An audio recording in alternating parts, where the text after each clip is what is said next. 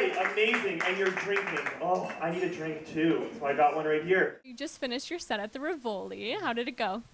It's amazing. It was good. It was fun. The crowd was very energetic, which I love. This is a very hard room to do. The Rivoli's been known forever as just being a very tough crowd because they're all like comedy connoisseurs. So if you do well at the Rivoli, you've done very well. And I personally would prefer to either do really well or bomb, but I hate when you have that in the middle and you're like, I don't really know how that went. You know, to me, it was like, if I bombed, I was like, well, I just won't do what I was doing before. But if I do well, I always feel good. And then the lukewarm feeling is just so terrible too, because you're all like, it's kind of like getting a D. You're like, Yeah. I don't really know what I did wrong or right. You know, it's like that. Well, for the record, you did a really good job. Oh, thank you. That's so No sweet. problem.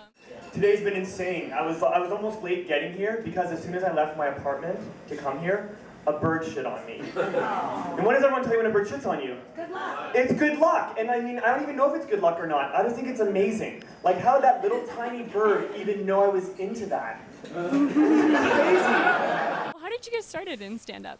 Well, I really, really wanted to be talented for a long time, and I wasn't. But I tried a bunch of things, and then I was like, I couldn't really dance, I couldn't really sing, I couldn't really like be a model. And then I was like, oh, what am I gonna do? But then one time I was at a party when I was in high school, and I was talking, and no one else was talking, and I was like, I thought I was doing a monologue, and then afterwards I was like, no, you're doing stand-up comedy, right? So it's cool. And then in university they kind of they'd be like, you know what, it's talent night, Ian, just tell stories. So that was cool. So I got to do that. So then eventually I started doing stand-up here in Toronto, and it was wicked. That's awesome. And stand-up is also kind of how you made your break into the television industry as well, right? So can you tell me the story behind that? Well, when I was younger, I always really loved the TV show called The Rosie O'Donnell Show with Rosie O'Donnell, and I researched her, and she was a stand-up comic first. She won Star Search and all these kind of things, and I was like, well, I can kind of do that. And my dream was always to be in television and work in television, so I started doing stand-up comedy, and then I started competing, and I started winning a few things. Then I started producing my own shows, which was amazing because then I had the power to have the comedians I wanted to, especially female comics, queer comics. I was able to bring them onto my stage because there wasn't a lot of that in Toronto, and there's a lot more now.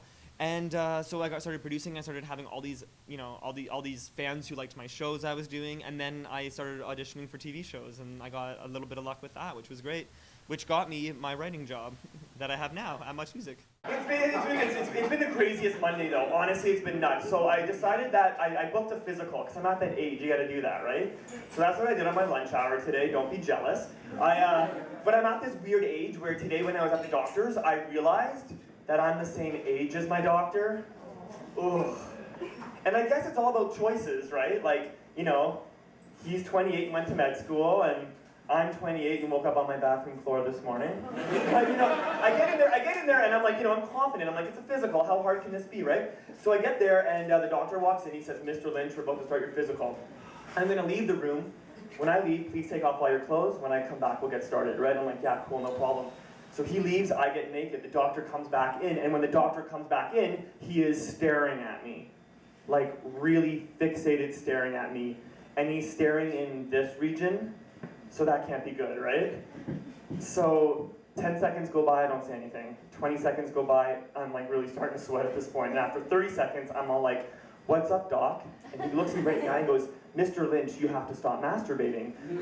And I was like, oh, Jesus, why? And he said, because I'm trying to examine you.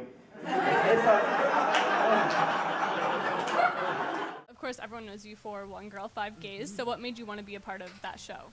I really wanted the attention. No, I wanted to be on One Girl, Five Gays because it was coming out of the closet was very difficult for me, and I thought that if I could make it easier for anyone else, I think just the visibility to be like, yeah, there's other guys out there, and we don't all look one way, and we don't all act one way, and there's as there are 1,000 ways to be straight, there's 1,000 ways to be gay. So I kind of wanted to be, a representation of my community in that way. A lot of personal info and controversial topics are brought up on the show. So is there anything that you kind of regret sharing? I'm really lucky because I have parents that I would say anything in front of, and I have grandparents I would say anything in front of. So I was really, really blessed that I had that going in. Other guys on the show, I don't know what their family dynamic was, but I would hear things, I was like, I don't know how that's gonna go. And also, I was always a comedian and a writer, so anything I said, I would walk into work the next day and everyone would be like, oh, that's Ian, he's a comedian, he does that, right? So, I don't know how other people were working at law firms and going to the water cooler. I don't know how that went, but for me, it was always completely easy.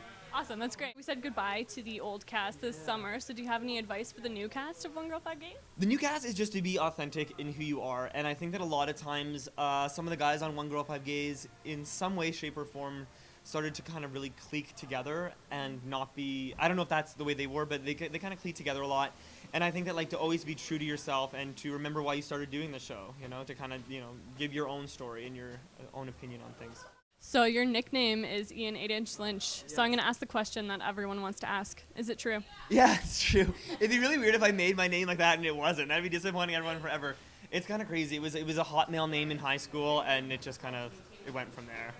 Awesome. Thank you so much for your time. Anytime.